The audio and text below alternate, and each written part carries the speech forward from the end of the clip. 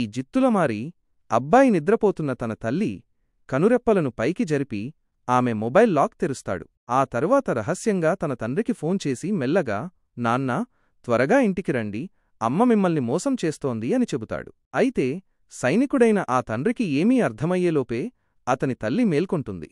దాంతో ఆ అబ్బాయి ఫోన్ కట్ చేయకుండానే మొబైల్ను వెనక్కి దాచేస్తాడు. అప్పుడు అతని తల్లి, రాహుల్, నువ్వు నా గదిలో ఏం చేస్తున్నావు?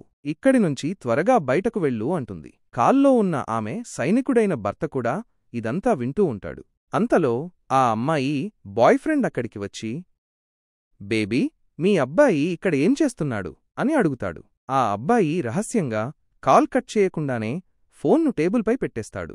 అప్పుడు ఆ అమ్మాయి కోపంగా, రాహుల్, నా కళ్లముందు నుంచి త్వరగా వెళ్ళిపో, లేకపోతే నీకు ఏమన గతి పట్టిస్తాను, మీ నాన్న కూడా నిన్ను కాపాడలేడు అంటుంది.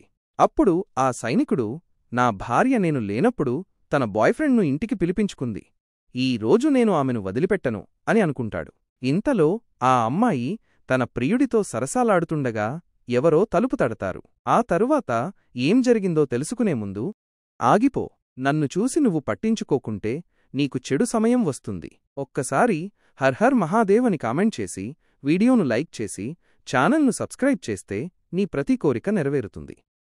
అప్పుడే ఆమె భర్త వచ్చి వారిద్దరినీ రెడ్ హ్యాండెడ్గా పట్టుకుంటాడు.